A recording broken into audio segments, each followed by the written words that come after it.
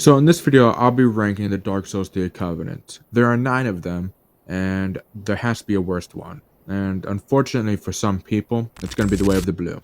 I know a lot of people like going the Way of the Blue Covenant because when you're the Way of the Blue Covenant, you automatically summon a Blue Sentinel or the Blade of the Dark Moon to defend against anybody that's invading you. And that sounds great and all, but unfortunately, this cannot be used against the Aldrich Faithful Covenants or in Orlando or the Watchdogs Farron invaders, and that makes it pretty fucking useless in my opinion, because those are the only 2 times you'll get invaded horrendously. Like after Pontiff, you're gonna be invaded nonstop by Eldritch Faithful, so you might as well just go offline and go through that area, unless you're confident in your PvP abilities. But I'm not. I get my ass kicked proper, and I always follow them, even when I'm getting shot at by a bunch of Silver Knights. Now, the rewards for this are absolutely nothing. You get nothing for bringing this covenant, so that makes it even more useless. Now, moving on to number 8, I would say that's going to have to be the Blue Sentinels. The Blue Sentinels aren't that bad, if I'm being honest. You get summoned to help the Way of the Blue, and you get a nice blue color when you join, but you can't help with boss fights. And the way you get a Concord kept, the thing that levels up the Covenant, is by either guiding the host to the boss room or killing whoever invaded them.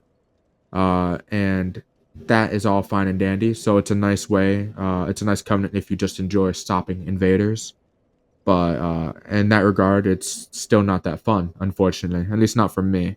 It's pretty nice for fight clubs, though. Like, you sit around after Pontiff and people just kind of fight each other without killing host, it's stuff like that. Anyway, the rewards for this: at 10 Concord Caps, you get the Dark Moon Ring, and at 30, you get the Dark Moon Blade. You need the Dark Moon Ring to get the All Rings achievement, and the ring itself gives you 2 additional attunement slots, which isn't that bad. It's a pretty decent ring in that regard if you go loading up on spells, but I doubt you're going to run out of attunement slots in this game, if I'm being honest. And then the Dark Moon Blade miracle requires 30 faith, and it buffs your weapon for 60 seconds. It's pretty good. I like it. It adds magic damage. So it's pretty much equal to Lightning Blade, but they just do different elements. So use whatever is best for the enemy you're up against. Now, next is number 7. Number 7 is Blades of the Dark Moon. It's literally just a lesser Blue Sentinels because it does exactly the same thing. So when you're a Blade of the Dark Moon, you can only be summoned to those invading with the Red Eye Orb, and you cannot be summoned against the Aldrich Faithful or the Watchdogs of Farron. And you're returned to the world after the Host of Embers enters a boss room, just like before. However, the only way you can get a Concord kept is by killing an invader. Not even leading them to the boss room, just by killing an invader. It's literally just a lesser version of Blue Sentinels. And the worst part is, the rewards are exactly the same. The Dark Moon Ring at 10, and the Dark Moon Blade at 30. Yorshka hose you with this. I don't know how they dumbed it down from Dark Souls 1 to this. Like, they made the same covenant twice. It's absolutely baffling. But anyway, moving on to number 6, I'm going to have to say is the Watchdogs of Farron. The Watchdogs of Farron, you automatically get summoned as an invader to protect the Farron Keep. So if an online player enters the Farron Keep, you'll get summoned to battle them. Now, whenever you defeat a player, you'll get the Wolf's Blood Swordgrass, which is what you need to level up in the Covenant. And once you get to 10, you'll get the Old Wolf Curved Greatsword, which is actually a pretty good curved greatsword. It requires 19 strength and 25 dex, and it does slash damage. It does 100 bleed. I think it's pretty good. For a curved sword, it's pretty good. I don't usually roll with those weapons, but I think it's pretty good. And at 30, you'll get the Wolf's Knight Great Shield, which is just a Taurus's Great Shield. And this, it's a pretty good one. It blocks 100% damage and 68 magic. And, well, here are the stats. It's a pretty decent weapon, I think, or decent shield. And then you also get, at 30, the Wolf Ring, which is absolutely fucking useless. It increases your poise by +4. And this is completely useless because in New Game Plus, you can get the +6 one. In New Game Plus 2, you can get the +8. And if you have the DLC, you can get the +3 version, which increases your poise by 9. Getting the base one is completely fucking useless, but you need it to get the All Rings achievement, unfortunately. So, if you're going for achievements, you're gonna have to do this one anyway. But now let's move on to everybody's favorite PvP covenant, Rosaria's Fingers. Now, this one you need to enter the covenant to do Leonhard's side quest, which is pretty nice but pretty useless. You defeat blue sentinels, rid of the dark moon members for forked pale tongues. You can also kill the host of embers for a forked pale tongue as well, which you use to level up in the thing, the covenant. And you can trade pale tongues to Rosaria to change your stats or appearance. You can do this 5 times per playthrough each. And other than that, there's not much to it. It's pretty simple to do, and personally, I always get her just to do my rebirths, because I always mess up my stats a few times. Now, at level 10, you get the Obscuring Ring. The Obscuring Ring makes the wearer invisible at long distance. That's all it does. So I guess for PvP wise, it is pretty good. You can stand at a distance, and nobody can fucking see you. And now at level 30, you get the Man Grub Staff. Now this staff, many people probably get it, think it's dog shit. That's technically true, but not really. If you have a shit ton of luck and low intelligence, this is the staff you need. This scales primarily with luck. So if you have a lot of luck for whatever reason, go ahead and throw the staff on. That's gonna have to be fucking Spears at the Church. Spears at the Church, you become the boss. It's a PvP covenant primarily, obviously. Actually, it's solely PvP. And defeating the host of embers gets you the Filianor Spear ornaments, which increases your rank in the covenant. And this is solely Ringed City DLC content, so you need to have the DLC to be able to do this covenant. Now, at level 10, you'll get the Young Dewgrass, and the Young Dewgrass increases the number of homing knives by 1, increases your FP by 10%, and slightly increases damage absorption, poise, and stamina regeneration. So it's quite nice to have since you're going to be role playing as the boss. And at level 30, you get the Divine Spear Fragment. The Divine Spear Fragment is exactly like the Ritual Spear Fragment in casting time and effect duration and the same cooldown time, all that stuff. It's exactly the same. The only difference is that it's double the damage. So if you're going ahead and using the Ritual Spear Fragment a lot, once you get to level 30, the Divine Spear Fragment will absolutely shred whoever is invading or whoever is doing the boss fight. It's absolutely a beautiful item to have. So you probably want to get this one as quick as possible if you like doing PvP. Now, coming in at number 3 is going to be the Aldrich Faithful Covenant, the Defenders of Honor Londo. These motherfuckers suck, dude. You get invaded by these guys all the time, but you can finally become the invader. You can absolutely destroy anybody trying to get into Honor Londo. You can ruin their night. Make your day by ruining their night. It's absolutely beautiful. When it comes to this covenant, I swear it's an extreme level of pettiness that keeps it alive. People were assaulted after Pontiff on their way to Honor Londo, and so they got so upset that they decided to join the covenant and assault people the same way they were assaulted. I swear that is exactly how this covenant stays alive. There's no other explanation, because you always get assaulted after Pontiff for some fucking reason. Now, you receive a human drag for killing a host, which is what you use to level up in the covenant.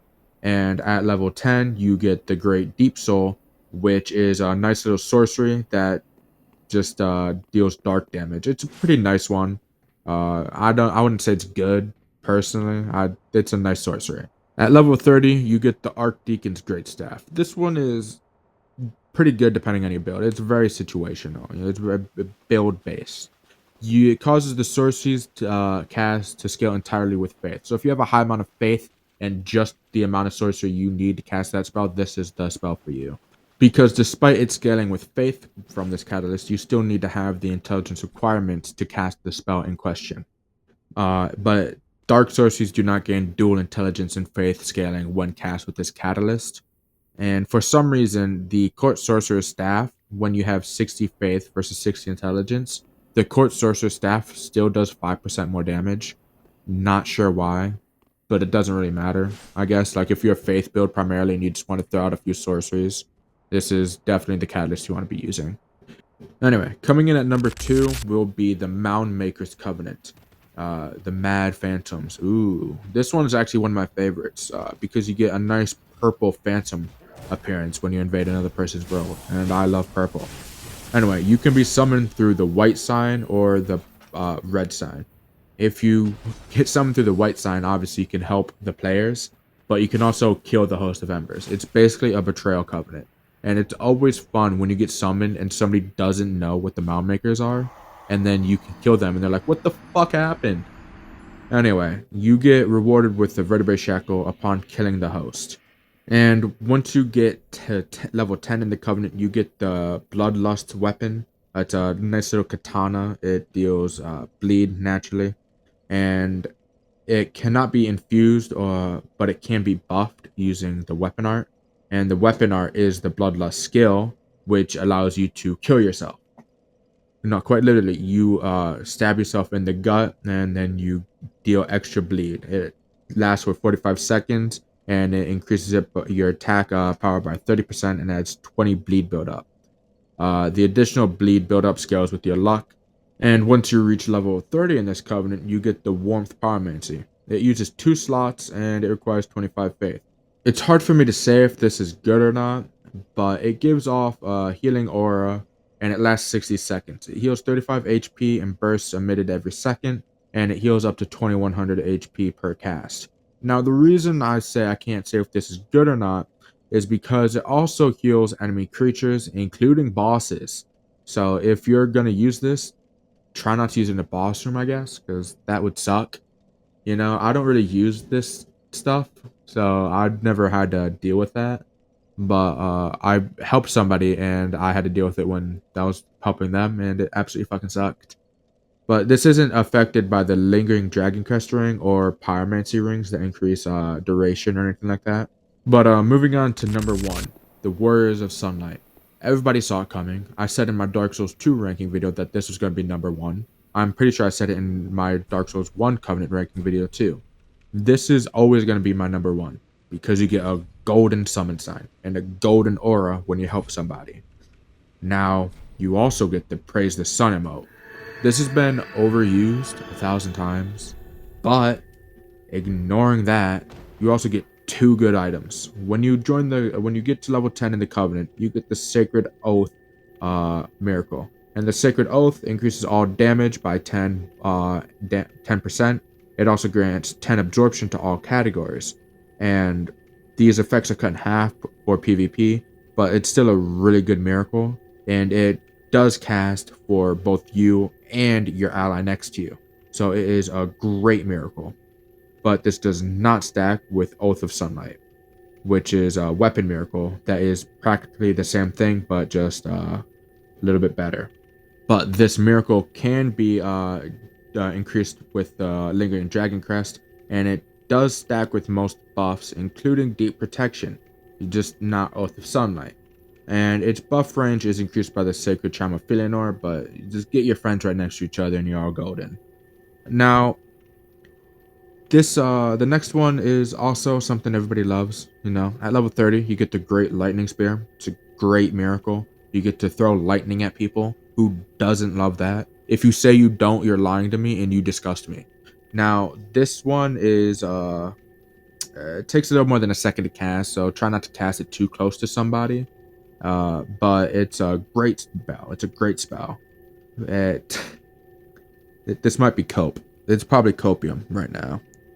I don't know. I love the Great Lightning Spear, but I love the Sunlight Spear even more, but we're not going to get into that because you don't get it through this covenant. Anyway, it deals lightning damage, obviously, and it deals your spell buff from your staff times 1.85 damage. It's a great spell. I love it. It takes a little bit to cast it from a bit away. That's just about it. So, anyway, that's about it. That's all the covenants ranked. My bias showed quite a bit. Uh, but I'm always right, so it's all fine. Anyway, that's about it. Hope you found this enjoyable, I guess. Until next time. Subscribe to Sleepy Soul.